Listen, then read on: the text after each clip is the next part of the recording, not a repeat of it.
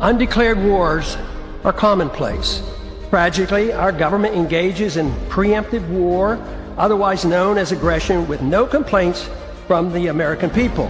Sadly, we have become accustomed to living with the illegitimate use of force by government. To develop a truly free society, the issue of initiating force must be understood and rejected. What if sometimes, to love your country, you had to alter or abolish the government? What if Jefferson was right? What if that government is best which governs least? What if it is dangerous to be right when the government is wrong?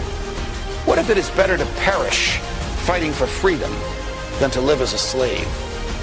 What if freedom's greatest hour of danger is now?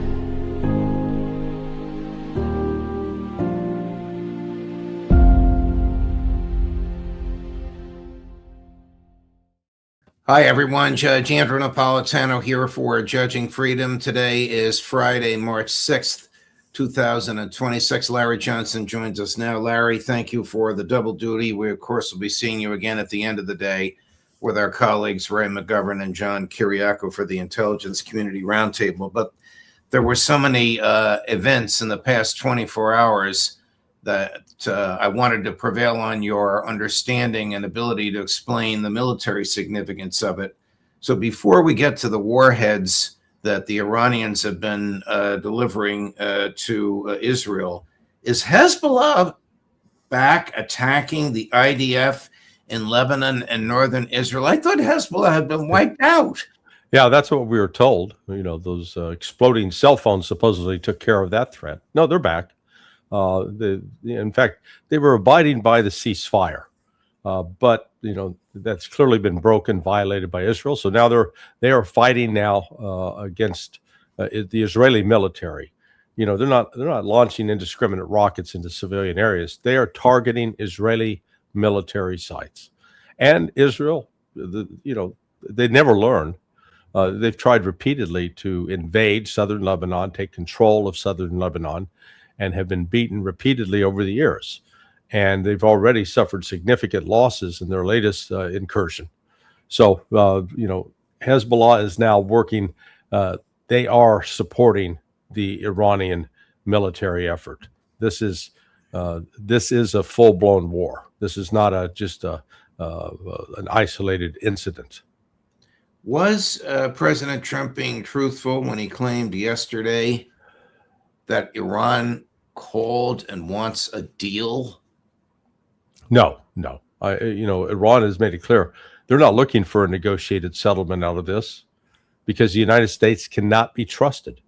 They've violated twice the integrity of the negotiating process.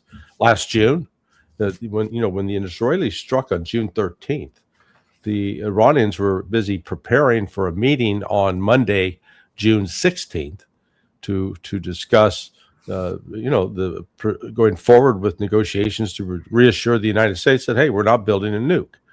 And instead, Israel hit. And initially, Trump was all over the place. Oh, I didn't know about it. And then, I knew everything. I knew all about it ahead of time. So that was then. And then this latest incident that started on February 28th, again, the negotiations were supposed to take place in Geneva on March 2nd. And the Iranians thought, hey, things went pretty well. We're making some progress. And then this was a pre-planned attack. Here's the Iranian foreign minister on this very topic, number 16, Chris. We are not asking for a ceasefire. And we don't see any reason why we should negotiate with the U.S. When we negotiated with them twice, and every time they attacked us at the middle of negotiations. So there is no request for a ceasefire by us, and there is no request for the negotiation with the U.S. From us. We have never sent any messages to them. After that was stated, Trump stopped saying they called for a deal and said, we'll accept nothing less than unconditional surrender, almost as if he wants to sound like Winston Churchill. I don't know what unconditional surrender would mean. You'd have to have boots on the ground for that. Yeah, and the so-called what they're trying to do with boots on the ground right now is a proxy through the Kurds And if the Kurds are stupid enough to get to trust the United States on this, they'll suffer the same fate that a whole legion of insurgents that we've ginned up and supported and that have wound up getting killed. You know, look at the Hmong tribesmen in Vietnam. They're a classic case of we use them as a proxy to try to attack the North Vietnamese, and they ended up suffering a lot as a people. So this is just sheer madness on Trump's part. He's in trouble. And the U.S. military effort, despite all the propaganda being spun out about, oh man, we're wiping them out, we got full control of the skies. The reality is the opposite. Iran has destroyed 5 radars. There are 2 types. One is the AN-TPY, and the other is the AN-FPS. Well, these radars cost between $500 million and $1 billion a piece. They are radars that are designed to detect the launches of missiles and to provide early information about warning, as well as they are integrated with the terrain high altitude area defense weapon, the THAAD, as well as the Patriot. Iran's destroyed 5 of those. They had the big ones were at the Jordanian air base, Muwafaq al-Salti, and then at Al Udeid Air Force Base in Qatar, and then at the naval, the headquarters of the 5th Fleet in Bahrain. So we are now blinded. The United States and Israel are now blinded. Before they could get, a 15 to 30 minute warning, oh, we got incoming missiles. Now maybe a minute of a warning, maybe 2 minutes, but it's down. So Iran has accomplished that, and we're told, oh yeah, our missiles, we're knocking down 90% of everything that Iran's firing. Sorry, I call the male bovine excrement card on that one. It sounds like the same guys that were in Ukraine shooting down all the Russian missiles is now doing the same work for the U.S. Department of Defense. We talked about boots on the ground a few minutes ago. The Iranian foreign minister was asked about it. I'm going to play the question and the answer. Just as interesting as his answer is the look of bewilderment on the face of the questioner. Chris, number 15. Are you afraid of a U.S. invasion in your country? No, we are waiting for them. You are waiting for the U.S. military to invade, the ground troops? Yes, because we are confident that we can confront them, and that would be a big disaster for them. So you're saying that Iran is ready and willing to take on the U.S. military if there were to be ground troops?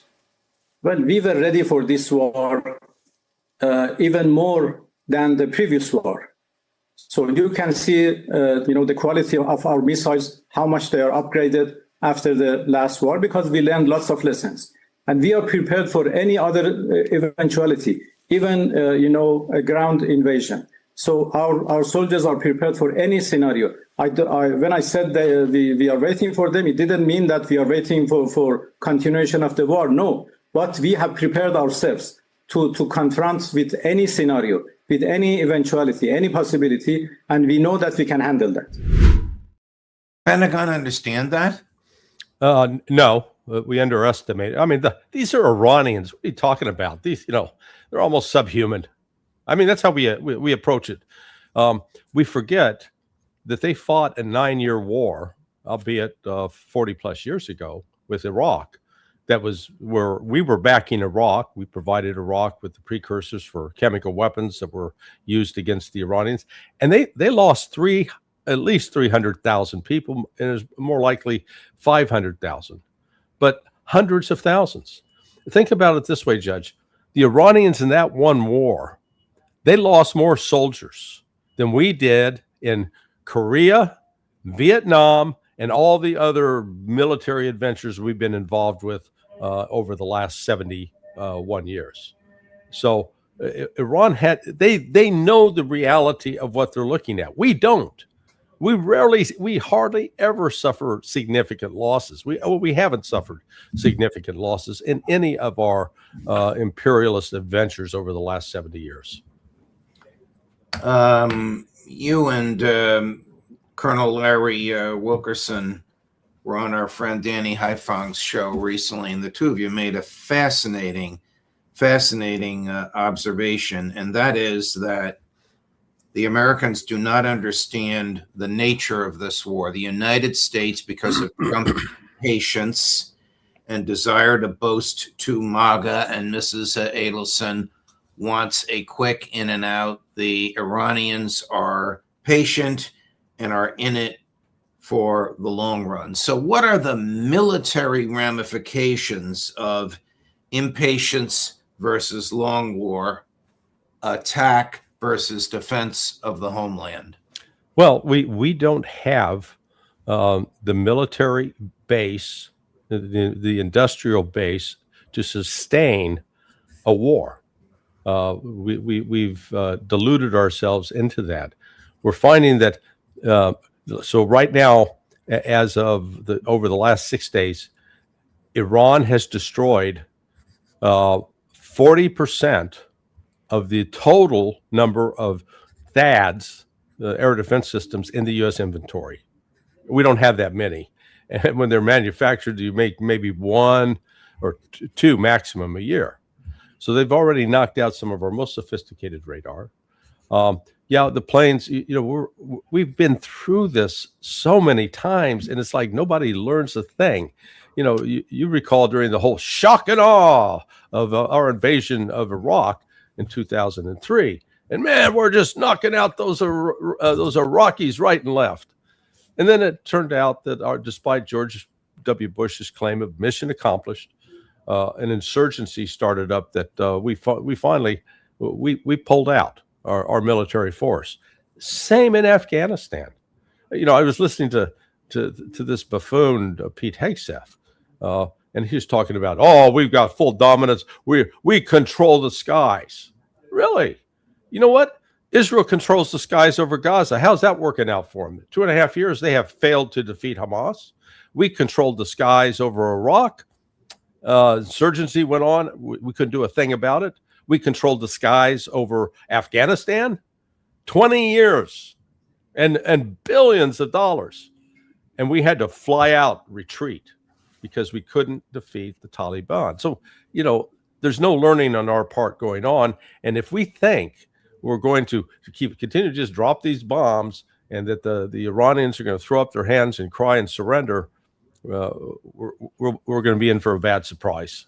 Aside from the destruction of those $500 million to $1 billion radar, the radar equipment that you talked about earlier, do we know how heavily or aggressively or successfully Iran is hitting U.S. bases in the Gulf? Oh yeah, no, they've hit every single one and effectively stopped our operations at those bases. And again, here the Pentagon is lying about what's going on.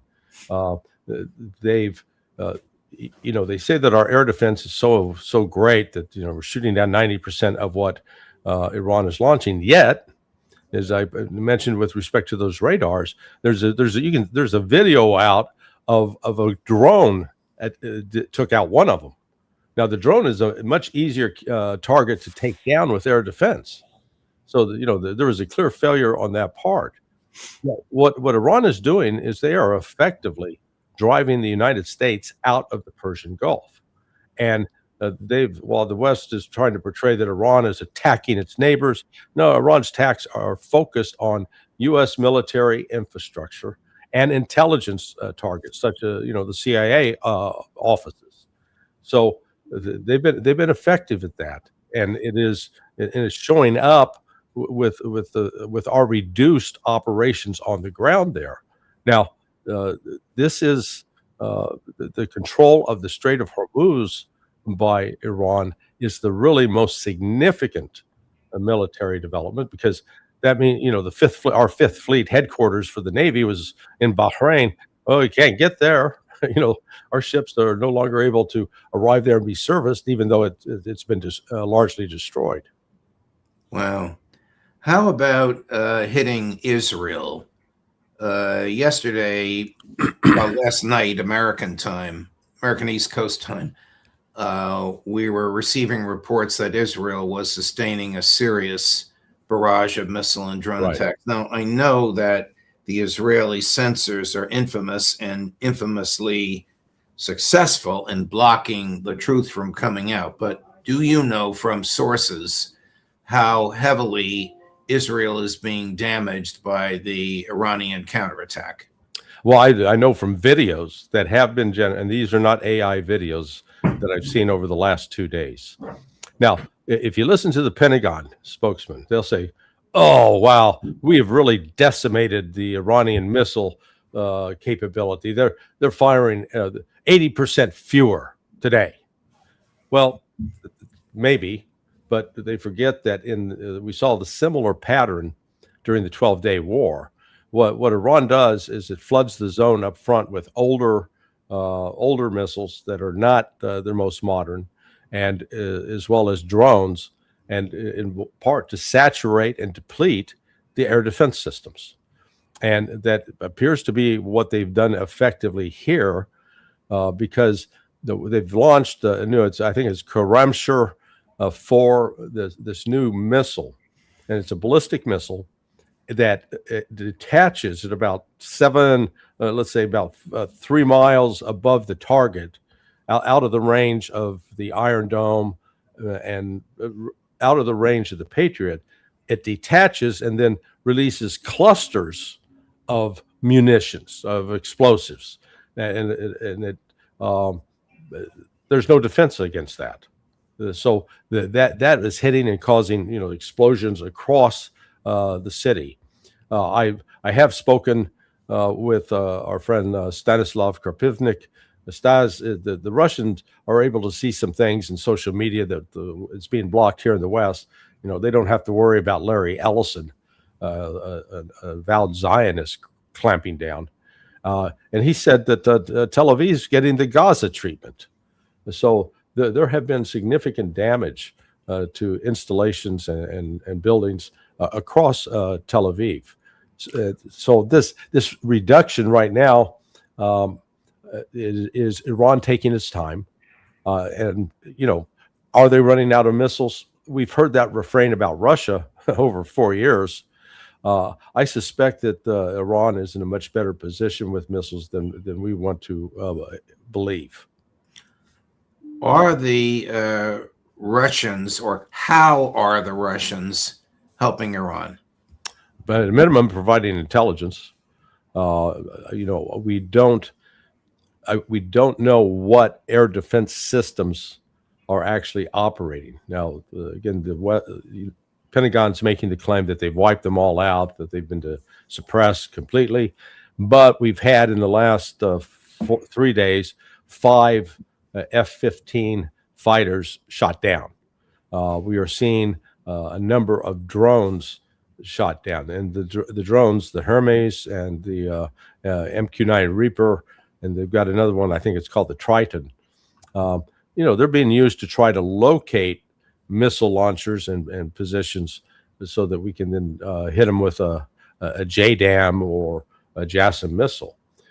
And mentioning those 2 missile classes, again, we're depleting those.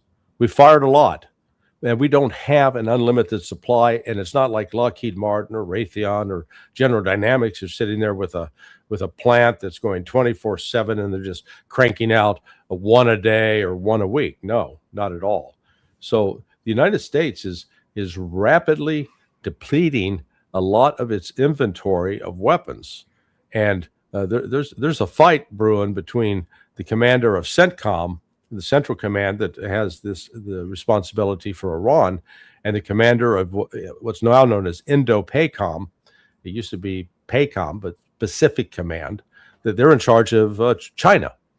And right now, there's probably fewer than 600 Patriot missiles, not the batteries, but missiles left in the U.S. inventory, apart from what is held by Indo-PACOM. Indo-PACOM probably has about 1,500 in its existing inventory.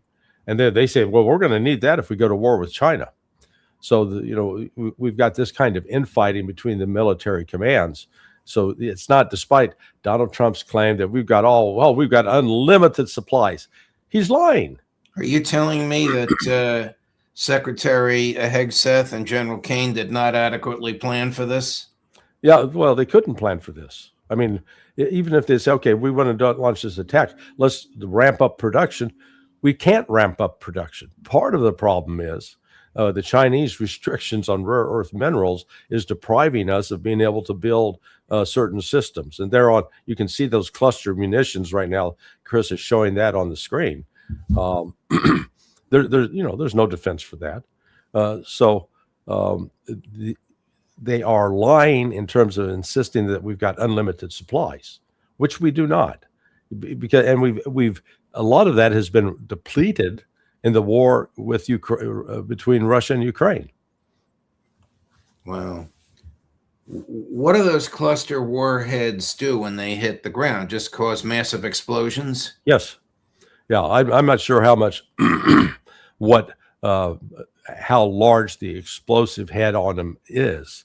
I would suspect you're looking at somewhere around 10 to 20 pounds of explosives on that head, and then it can become, if it hits the ground and doesn't immediately detonate, it's like having a landmine laying around. So it's created a real new challenge that frankly our air defense systems can't handle, but it's noteworthy that the Israelis are going to such a length to try to hide the actual damage that's being done. Notice we're seeing all sorts of damage with respect to the attacks in Tehran, and the Iranians are trying to hide that. There's another curiosity out there, though. We're told that the B-2 bomber and the B-52s have been dropping heavy loads on Iran. Well, okay, where are the satellite photos? If you recall, last June 25th, when Donald Trump launched the raid that obliterated the Iranian nuclear capability, within a day we were getting the overhead imagery, the satellite pictures showing, quote, the damage. So whenever I hear these claims, the B-2s are doing X, Y, Z, all right, show us the satellite imagery. They're not showing that. So that leads me to suspect that, well, maybe we're not actually doing that. That could be just another psychological operation to try to discourage the Iranians. Larry, thank you very much, my dear man, for jumping on with this. We'll see you later in the day, at the end of the day, the end of the week, with John Kiriakou and Ray McGovern. All the best, my dear friend. All right, we'll see you then, Judge. Thank you. And as just alluded to, coming up at the end of today at 4 o'clock, our Intelligence Community Roundtable of Larry Johnson, Ray McGovern, and John Kiriakou. Judge Napolitano for Judging Freedom.